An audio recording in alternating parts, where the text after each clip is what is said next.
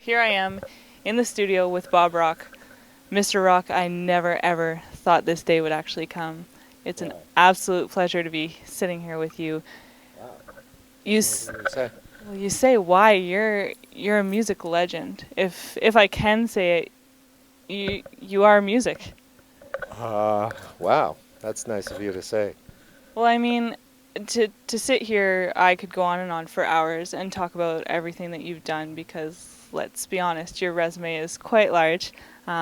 But to give my viewers a brief rundown, everything from the payolas to Rock and Hide, you're a producer, you're a songwriter, you've done sound engineering. You've really done every aspect of the music industry, even as far as when you're in studio producing, you've actually played bass on some records. Can you tell me, out of everything that you've done, is there one thing in particular in this industry that drives your passion a little more than everything else? Um, my passion is music, and I kind of look at everything that I've been involved in as kind of a life in music. Um, Early on, a guy that I worked with, the guy that produced the Payolas album, Mick Ronson, the guitar player for David Bowie back in the day, he kind of showed me that you don't have to be just one thing. You can be a guitar player, you can be a songwriter, you can be a producer, you can be an engineer. It's just whatever you kind of choose to do at the time to be involved in music. Um, it's just great the fact that I've been able to make a living and feed my family and my kids, my wife, and everything else by playing music. I mean, it's a dream come true. Yeah. And you're obviously doing a number of things right to get you to where you are today, but you don't really, in different interviews I've seen with you and things, you don't necessarily take credit for what you've done.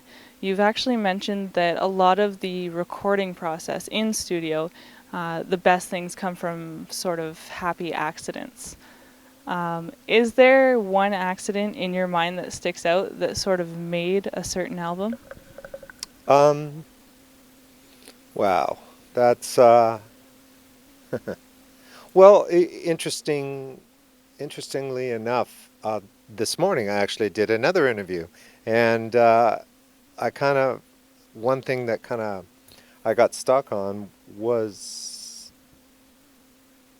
kind of the work. A lot of times you think it's like some sort of grand vision or something with making an album, and what I find is really it's a sum of all the parts. It's time, it's the songs, it's the people, it's the place you're in, and a lot of times you're challenged. And I found, and this goes back to the interview, is that really the best work I've done is when people challenge me as much as I challenge them. They make it difficult for me to do my job, and it kind of takes you to a new level, which is like some of the best stuff I've done, right from Metallica to even Michael Buble. To take on with Metallica, to take on them as personalities and their music, and also with Michael to actually go back to my beginnings when I worked at Little Mountain as an engineer to record orchestras. It's like it's a different thing. It's a challenge, but like I said, I think some of my best work is when I'm challenged. And is it always work when you're in here, when you're in the studio? You've got somebody like Michael Bublé, who we've all seen as somebody that's very bubbly and has such a personality.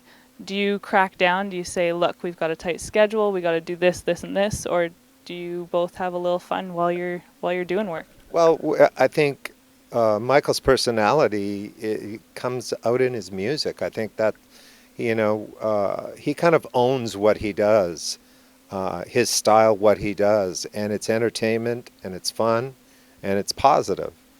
So that's what the whole session is. It's all about that. Our meeting was my manager Bruce Allen put it together, and I think even Michael went, "Bob Rock, wow."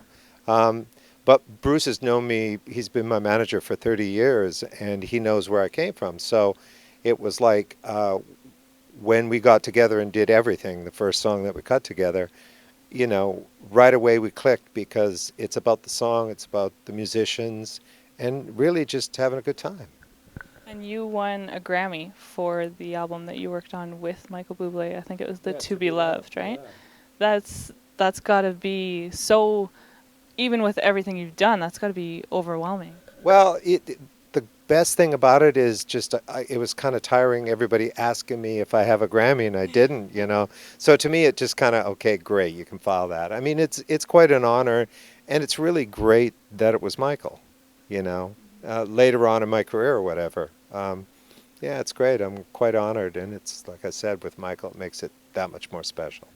And how do you choose who you're going to work with? I know you said that you were introduced to Michael in this case, but do you come across new artists and think, you know what, they've got something, I'm going to do this?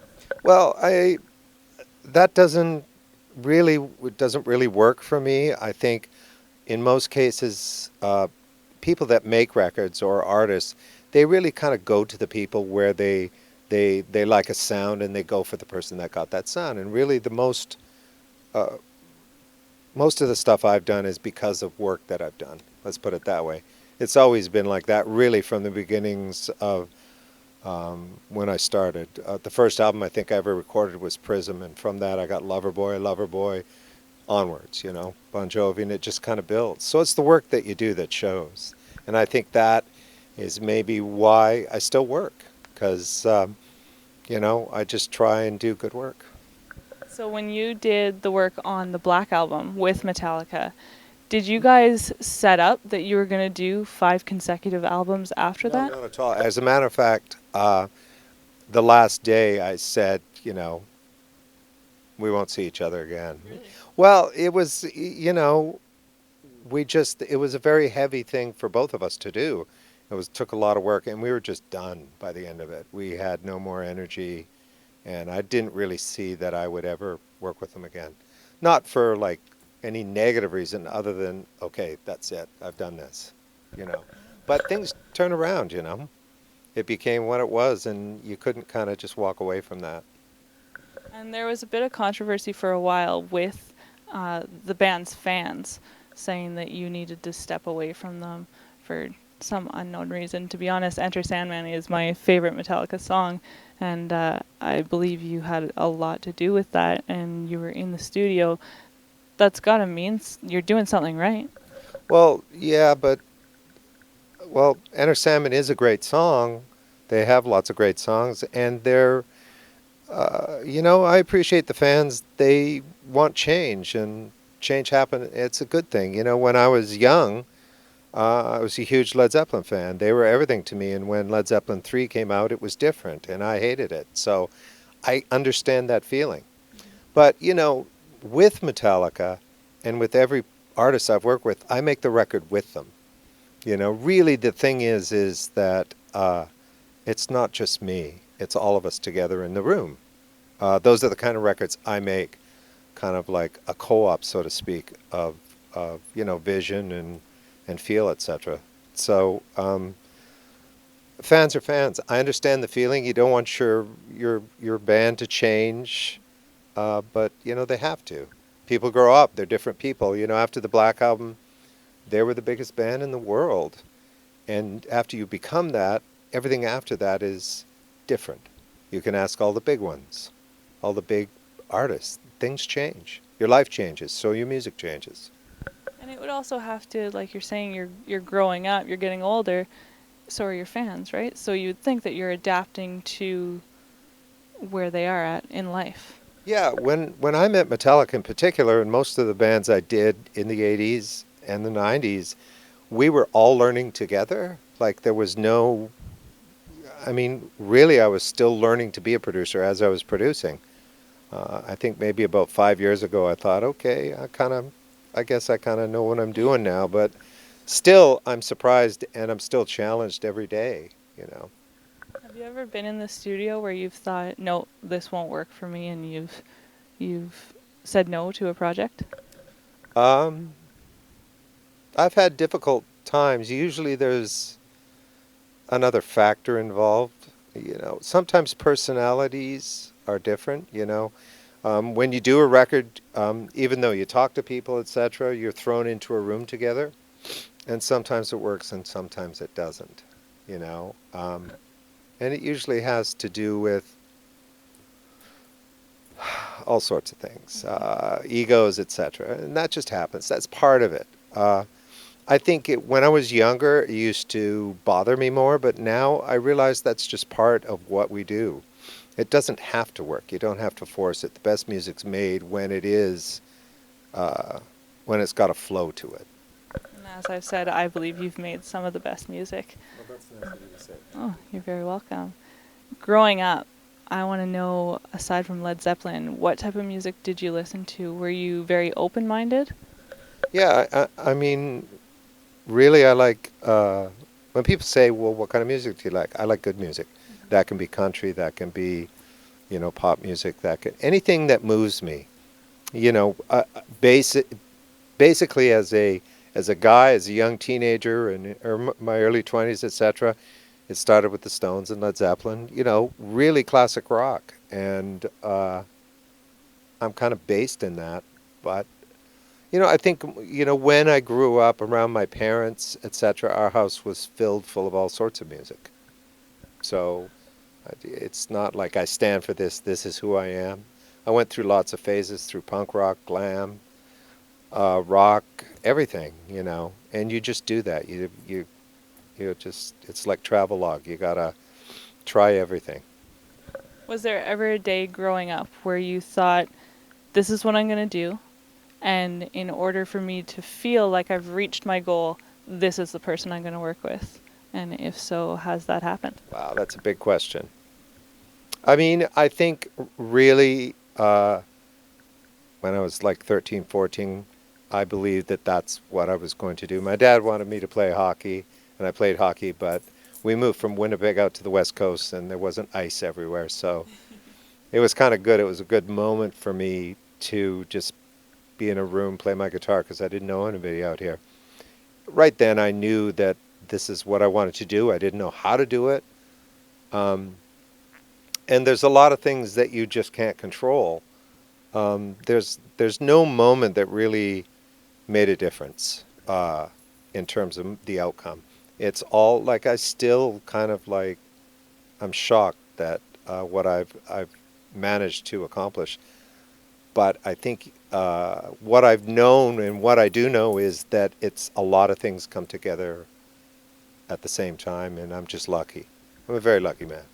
That's so nice to hear, because you tend to build up what you think a person should be like when you meet them, and you hope that they're going to be as down to earth as you are, but that's not always the case. So it's very nice to be able to sit here and hear you say that. Yeah. But yeah, you just learn. The thing I've got is I'm old now, so it's not smarts. It's just maybe wisdom, just because I've done it.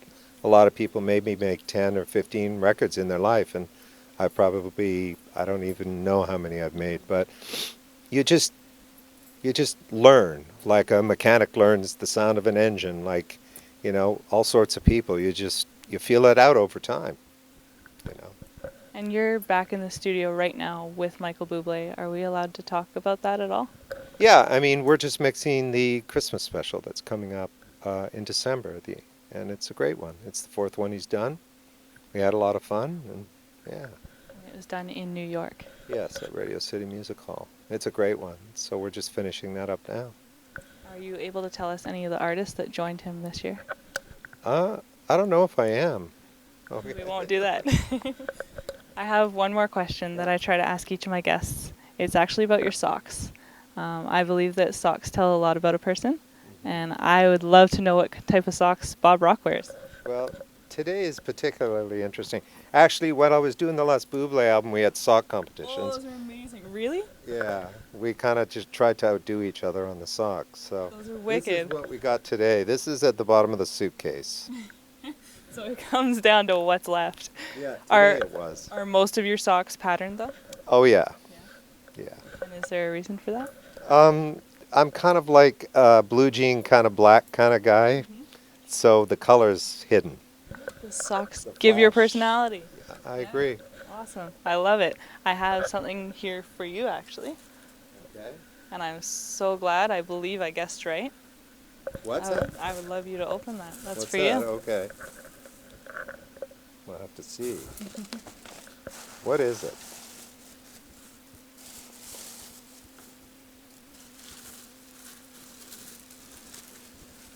A pair of socks. See, there you go. So hopefully, This will work for me. yeah, Oh, yeah. good stuff. Thank you very Hopefully, you will outdo Michael Buble. much. I'll challenge him on that. He's pretty good at though. Yeah, Yeah, he takes it very seriously. that's good to know. Yeah. Thank you so Thank you. much for your time. I really appreciate it. Okay. Thank you.